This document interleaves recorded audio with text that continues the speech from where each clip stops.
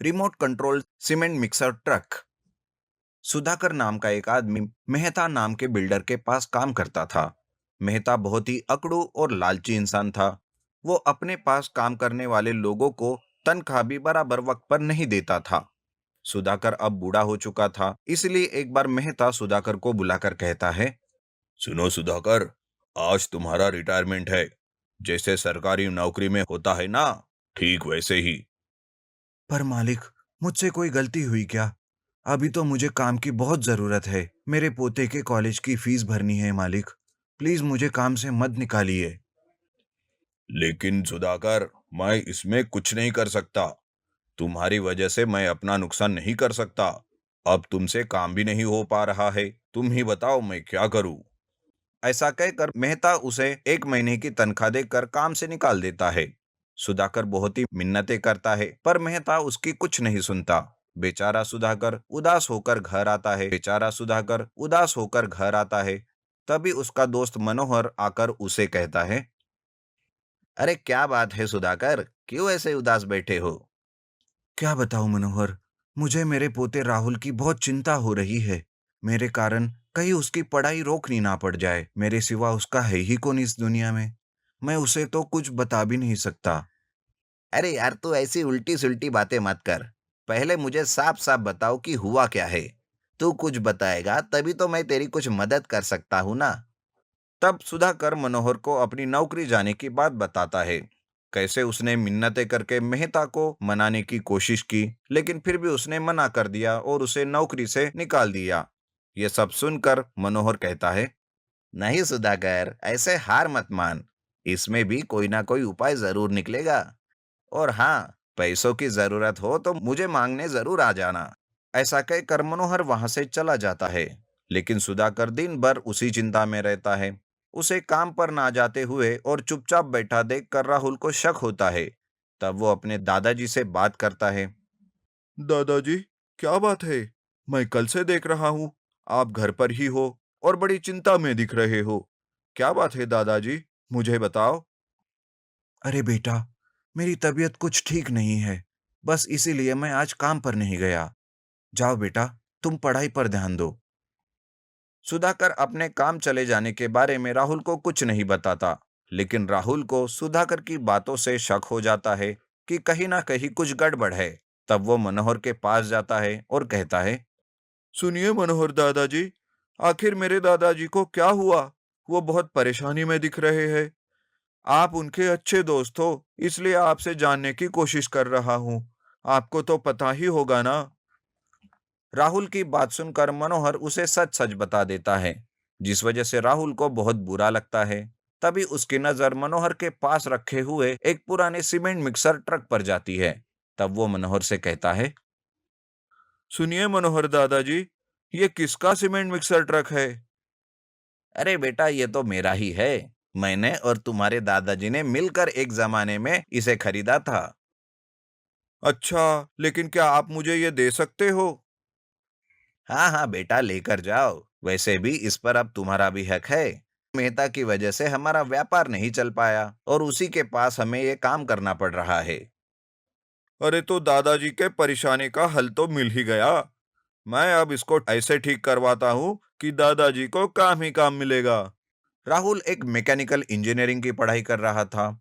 उसे मशीन के बारे में सब कुछ पता था। राहुल उस पुराने सीमेंट मिक्सर ट्रक को रिपेयर करता है और उस ट्रक को लेकर वो अपने दादाजी के पास जाता है और कहता है, दादाजी, ये देखिए मैं आपके लिए क्या लाया हूँ। अरे बेटा, क्या लाए हो? और इतने पैसे कहाँ से आए तुम्हारे पास? अरे दादाजी, एक बार देखिए तो सही, ये आपके परेशानी का हल है। अब आपको किसी के पास काम करने की कोई जरूरत नहीं। आप अपना खुद का काम शुरू कर सकते हैं। पर बेटा, मुझसे इस उम्र में काम हो पाएगा? दादाजी, इसीलिए तो मैंने ये remote control cement mixer truck बनवा के दिया है आपको। अब आप बैठे बैठे सारा काम कर सकते हो। राहुल ऐसा कहकर सुधाकर को रिमोट से किस तरह सीमेंट ट्रक से काम किया जा सकता है वो सब कुछ बताता है। ये सब देखकर सुधाकर बहुत ही खुश हो जाता है और उस दिन से खुद का काम शुरू करता है। धीरे धीरे काम बढ़ता जाता है और उसे अच्छे खासे पैसे मिलने लगते हैं। तब सुधाकर अपने पोते राहुल से कहता है, वाह बेटा, तुम्हारी वजह से आज मेरा काम बहुत ही अच्छे से चल रहा है। तुम्हारी वजह से ही मुझ जैसे बाकी लोगों को भी काम मिला। सब लोग तुम्हारी बहुत तारीफ कर रहे हैं बेटा। मुझे तुम पर गर्व है। सुंदर बस्ती नामक गांव में रतनलाल नाम का आदमी अपने साले मनोहर के साथ रहता था। रतनलाल की बीवी अब इस दुनिया में नहीं थी, तो वो अपने साले से घर का और बाहर का सारा काम करवाता। अरे ओ मुन्नो, जरा बाजार से सब्जी तो ले आना। ठीक है जीजा जी। घर के सारे काम करवा कर भी रतनलाल मनोहर को ठीक से खाना तक नहीं देता। कभी कभी तो बेचारा भूखे पेट सो जाता। एक दिन रतनलाल ने खाने के लिए बाजार से मुर्गी मंगवाई। मनोहर मुर्गी लेकर आ रहा था, पर रास्ते में ही मुर्गी फड़फड़ाकर उड़ गई। मनोहर ने बहुत पकड़ने की कोशिश की, पर वह हाथ न आई। जीजा जी, वो मैं जब मुर्गी ला रहा था ना, तो मुर्गी उड़ गई। क्या तुमने मेरे 200 का नुकसान कर दिया? तुमसे एक छोटी सी मुर्गी भी संभली नहीं गई। इस तरह रतनलाल ने मनोहर को डांटते हुए घर से बाहर निकाल दिया। तब मनोहर बेचारा भूखा प्यासा गांव के बाहर एक पत्थर पर जाकर सो गया, और सोते हुए उसे सपने में एक आवाज सुनाई दी। पत्थर हटाकर अंदर आओ, पत्थर उठाकर अंदर आओ। सपने में यह आवाज सुनकर वो एकदम चौंक कर खड़ा होता है। ये कैसा सपना है, और मुझसे कोई पत्थर हटाने क्यों कह रहा था? तो मनोहर पत्थर उठाकर देखता है कि एक सुरंग जमीन के अंदर जा रही है। तो मनोहर भी उसके अंदर चला जाता है। अंदर जाकर वो देखता है कि एक बहुत ही सुंदर सोने का पेड़ लगा है। तभी पेड़ से एक आवाज आती है, बेटा, मैं तुम्हें कब से पुकार रहा हूँ। अरे कौन है? मुझसे कौन बात कर रहा है? अरे बेटा, मैं पेड़ हूँ। और जादुई पेड़ मनोहर को एक सोने से भरा घड़ा दे देता है। अब मनोहर की जिंदगी बदल जाती है। मनोहर अपने लिए एक नया घर बनवा लेता है, नई गाड़ी और राशन की नई दुकान खोल लेता है, और उस पेड़ की पूजा करने सुबह शाम जाता है। रतनलाल ये सब देखकर सोचता है, अरे इस गधे के पास इतना पैसा कहाँ से आ गया? इसको तो मैंने घर से भिखारी के जैसे निकाला था, पर ये तो माला माल हो गया। पता करना पड़ेगा। और एक दिन जब मनोहर पेड़ की पूजा करने जाता है, तो रतनलाल देखता है कि मनोहर जमीन के अंदर किसी सुरंग में जा रहा है। तो इस सुरंग में ही कोई राज है। और रतनलाल मनोहर का बाहर आने का इंतजार करने लगता है। जैसे ही मनोहर बाहर आकर अपने घर की ओर चला जाता है, मौका पाकर रतनलाल उस सुरंग में घुस जाता है और देखता है, ओ बाप रे, ये तो सोने का पेड़ है। तो मेरे साले साहब के अमीर होने का ये राज है। अगले दिन रतनलाल अपने साथ एक कुल्हाड़ी और आरी लेकर आता है और पेड़ को काटने लगता है। तभी पेड़ से आवाज आती है, दुष्ट आदमी, पेड़ को काटा नहीं जाता, उसकी पूजा की जाती है।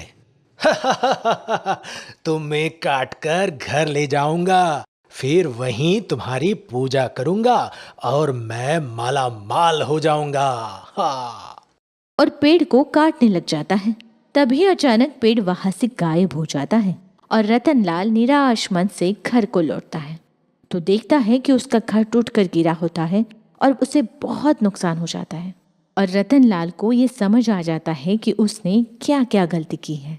जब मनोहर पूजा के लिए सुरंग में जाता है, तो पेड़ वापस जैसे का वैसा हो जाता है और खुशी खुशी पूजा करके वापस आता है। अब मनोहर की जिंदगी खुशहाली से भर गई है। Remote control helicopter. बेरवाल नाम के गांव में सुमित और जिग्नेश नाम के दो भाई रहते थे। उनके पिता एक जादूगर थे।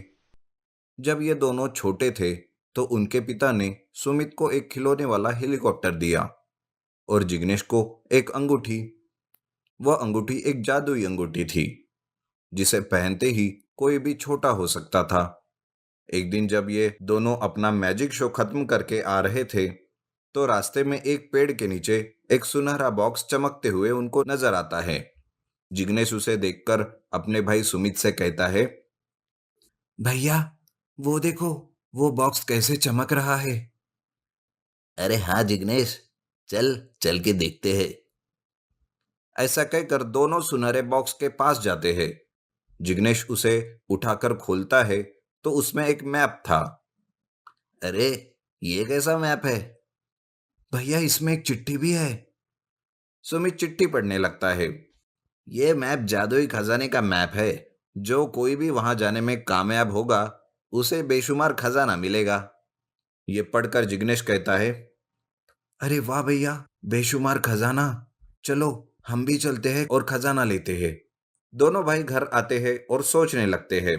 सुमित कहता है, अरे हम वहां तक कैसे जाएंगे? हम ना तो इतने बड़े जादूगर हैं और ना ही इतने पैसे हैं कि हम वहां जा सके। दोनों सोच में पड़ते हैं। जिग्नेश अपने कमरे में जाकर बक्सा लाता है और उसे खोलता है। उसमें उनके पिता का दिया हुआ रिमोट कंट्रोल हेलीकॉप्टर और अंगूठी थी। उसे देखकर सुमित कहता है, अरे वाह, तू तो बहुत होशियार निकला रे। चल, हम दोनों इस हेलीकॉप्टर में बैठकर उस खजाने को हासिल करते हैं। यह कहकर पहले सुमित अंगूठी को पहन लेता है और वो छोटा हो जाता है। फिर वो अंगूठी जिग्नेश को देता है। जिग्नेश भी वो अंगूठी पहनकर छोटा हो जाता है। फिर वो दोनों उस रिमोट कंट्रोल हेलीकॉप्टर में बैठकर मैप के अनुसार रिमोट को ऑपरेट करते हुए हवा में उड़ते हैं। हवा में उड़ते हुए वो 200 साल पीछे चले जाते हैं। वो अपने हेलीकॉप्टर को एक नदी के किनारे रोकते हैं और हेलीकॉप्टर में से उतरकर वापस अपनी हाइट में आ जाते हैं और वहां से निकलकर थोड़ा आगे जाने लगते हैं। वो वहां के लोगों को देखकर डर जाते हैं क्योंकि वो लोग बहुत बड़े थे, लगभग 12 से 15 फीट लंबे थे। उनके आगे ये दोनों लिलीपुट्स लग रहे थे। इन दोनों की आवाज उन तक पहुंच ही नहीं पा रही थी। इतनी बड़ी बड़ी गाड़ियां थी। पेड़ तो मानो जैसे आसमान को छू रहे हो। ये सब देख के जिग्नेश कहता है, अरे भैया, ये हम कहाँ आ गए? भैया संभालो, आपके ऊपर कुछ गिर रहा है। ऐसा कहकर जिग्नेश अपने भाई को खींच लेता है। सुमित पास में आकर देखता है तो वो एक आदमी का पैर था। अरे बाप रे जिग्नेश, अगर तू नहीं होता तो मैं इस कमबख्त के पैर के नीचे पड़कर मर जाता। अरे भैया, पहले यहाँ से चलो, लगता है हम गलत जगह पर आ गए। ऐसा कहकर वो हेलीकॉप्टर की तरफ भाग रहे थे कि इतने में एक आदमी जोर से चीखता है। उसकी चीख से जिग्नेश सुमित दोनों हवा में उड़ते हैं और जाकर हेलीकॉप्टर के पास गिरते हैं। अरे छोटू, चल भाग यहाँ से। एक आदमी की चीख की वजह से हम यहाँ तक आ गए। पता नहीं अगर और कोई चीखे तो हम कहाँ जाकर गिरेंगे। और हेलीकॉप्टर में बैठ जाते हैं और रिमोट को ऑपरेट करते हुए फिर से हवा में उड़ने लगते हैं। उड़ते एक और दुनिया में चले जाते हैं। जैसे ही वो हेलीकॉप्टर से उतरकर आगे जाते हैं, उन्हें वहां कुछ भी नहीं दिखाई दे रहा था। जिग्नेश कहता है, यहाँ तो कुछ भी नहीं है, ना इंसान, ना पेड़ और ना ही जानवर। हाँ रे, मैं भी वही देख रहा हूं। ऐसा कहकर वो इधर उधर देख रहे थे कि सुमित को अपने पैर पर कुछ चलते हुए महसूस होता है। वो नीचे देखता है तो नीचे एक अलग ही दुनिया थी। वो एक लिलीपुट्स की दुनिया थी। सुमित के पैर पर कुछ लोग चलते हुए नजर आ रहे थे। अरे छोटू, हम लिलीपुट की दुनिया में आ गए हैं।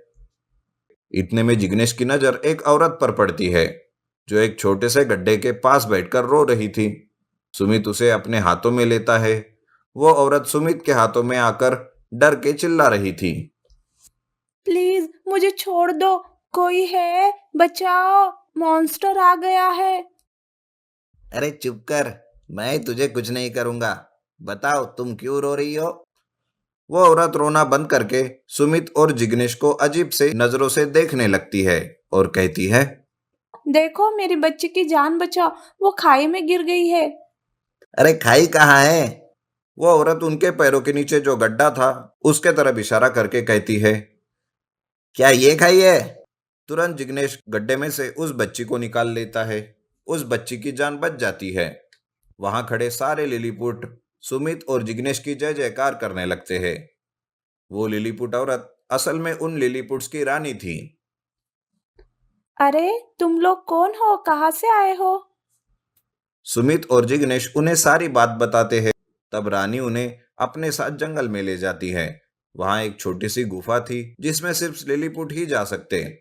रानी अपने कुछ सैनिकों के साथ गुफा के अंदर जाती है और 3-4 लिलीपुट्स मिलकर एक बड़ी सी चाबी लाते हैं। रानी वो चाबी सुमित को देती है। वही पास में एक सोने का दरवाजा था। जिग्नेश और सुमित उस चाबी से उस दरवाजे को खोलते हैं। उसमें बहुत सारा बेशुमार खजाना था। रानी कहती है, हम लोग कई वर्षों से इस खजाने की रखवाली कर रहे थे। ये खजाना अच्छे और नेक इंसानों के लिए है। तुम लोग यहाँ तक आ गए, इसका मतलब ये खजाना तुम्हारा है। ले जाओ। सुमित और जिग्नेश खजाना लेकर अपने रिमोट कंट्रोल हेलीकॉप्टर में से वापस अपनी दुनिया में आ जाते हैं।